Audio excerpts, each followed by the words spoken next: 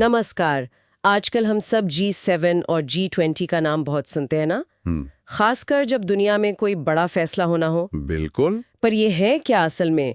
क्या ये सिर्फ देशों के ग्रुप्स हैं या इनके बीच कोई पावर गेम भी चल रहा है? ये एक बहुत अच्छा सवाल है। आज हम इसी को थोड़ा समझने की कोशिश करेंगे। हमारे पास एक स्रोत है, G7 बनाम G20, वैश्विक शक्ति संतुलन। जी।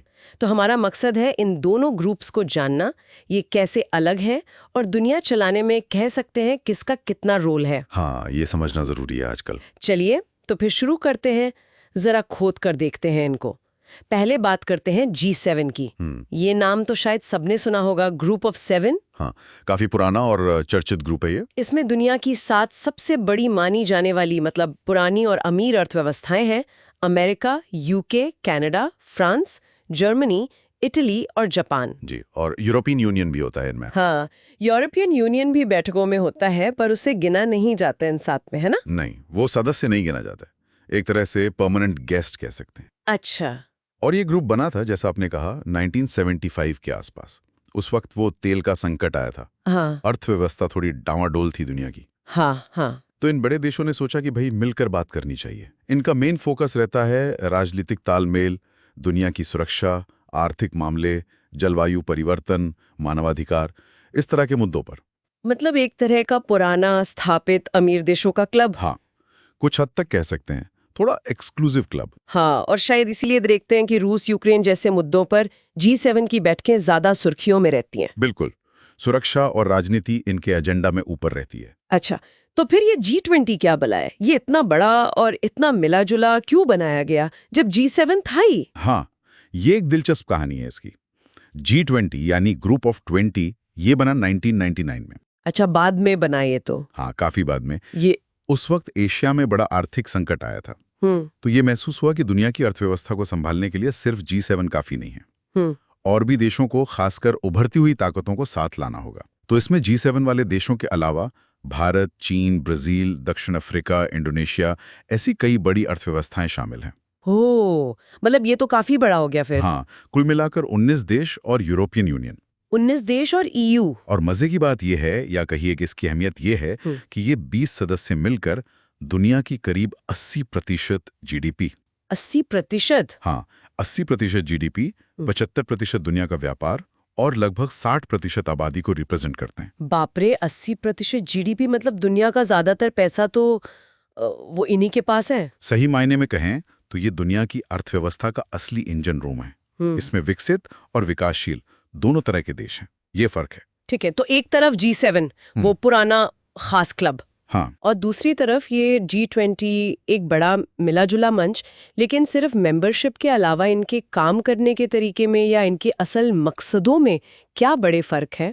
देखिए, सबसे बड़ा फर्क तो इनकी पहुंच और इनकी सोच का है। G7, जैसा हमने कहा, ज्यादातर पश्चिमी अमीर देशों का नजरिया दिखाता है। हाँ। उनका फोकस राजनीति, सुरक्षा, आपसी आर्थिक तालमेल पे ज्यादा रहता है। वहीं G20 का दायरा बहुत बड़ा है, क्योंकि इसमें भारत, चीन, ब्राजील जैसे देश हैं। तो ये दुनिया की जो असलियत है, जो विविधता है, उसको ज्यादा बेहतर तरीके से दिखाता है। अच्छा। इसका मुख्य जोर रहता है आर्थिक स्थिरता पर, सबका विकास कैसे हो, व्यापार कैसे बढ़े, इन चीजों पर। यानी G20 ज्यादा इकोनॉमी फोकस्ड है। बिल्कुल।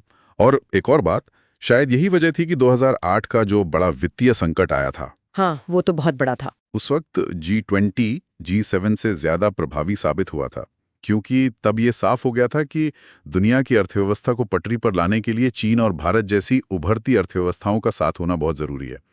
अकेले G7 के बस की बात नहीं थी वो। अच्छा, ये तो बड़ा पॉइंट है।